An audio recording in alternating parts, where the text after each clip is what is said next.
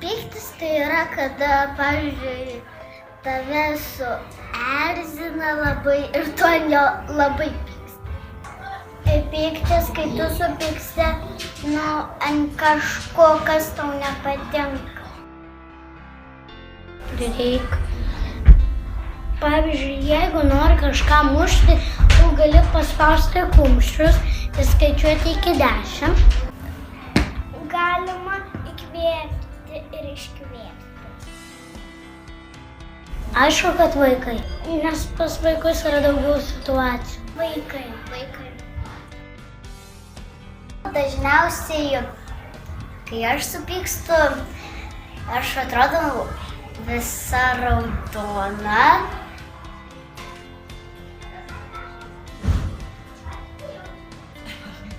Pykčio priepuoliai yra dažnas reiškinys, ypač kai kalbame apie ikimokyklinio amžiaus vaikus. Daugiau nei 50% ikimokyklinio amžiaus vaikų turi vieną ar net keletą pykčio priepuolių per savaitę. Pykčio priepuolių tikimybė auga, jeigu vaikas alkanas, pavargęs, nori miego. Na tada būkite atlaidesni ir netokie reiklūs savo vaikui. Lengviausia duoti, ko vaikas nori. Bet ar tai yra geriausia? Pykčio priepuolių išvengti padeda ir pagundų vengimas. Na jeigu nenorite, kad vaikas valgytų saldainius, nepalikite jų ant stalo. Kai vaiką ištinka pykčio priepuolis, jam trenkti arba šaukti ant jo yra visiškai netinkama strategija. To niekada neturėtumėte daryti.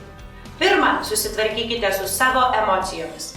Kai mes kalbame apie vaiko ugdymą, mes turime jų ugdyti ramiu balsu, turime ugdyti kantriai ir nuosekliai. Juk jums jokio skirtumo, koks padažas, kokia lėkštė, kokios kelnės. O vaikui tai suteiks pojūtį, kad jis gali savarankiškai priimti sprendimus. Nukreipkite dėmesį, kuo vaikas mažesnis, tuo tai yra efektyviau. Pavyzdžiui, vaikas lipa ten, kur yra nesaugu.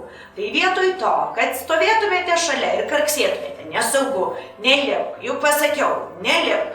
Galite tiesiog čiupti vaiką į glėbį ir sakyti, pažiūrėk, koks didelis sunkvežimis važiuoja. Taip pat su vyresniu vaiku jau galime kalbėti apie tai, kad sudėtingas situacijas sprendžiame nekasdami, nespirdami, netrenkdami, negriūdami ant žemės, o žodeliais.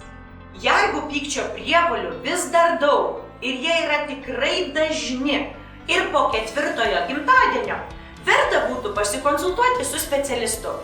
Tikriausiai viskas bus gerai. Na, bet atsarga gėdos nedaro. Svarbiausia, ką noriu pasakyti, tai kad pykčio priepuoliai baigėsi. Tai yra tiesiog vienas etapas vaiko gyvenime. Ir pykčio priepuoliai yra augimo laikas.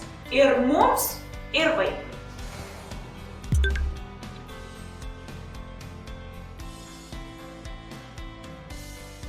Daugiau patarimų, kaip išgyventi su ikimokyklinukais ir pradinukais galite rasti mūsų YouTube kanale.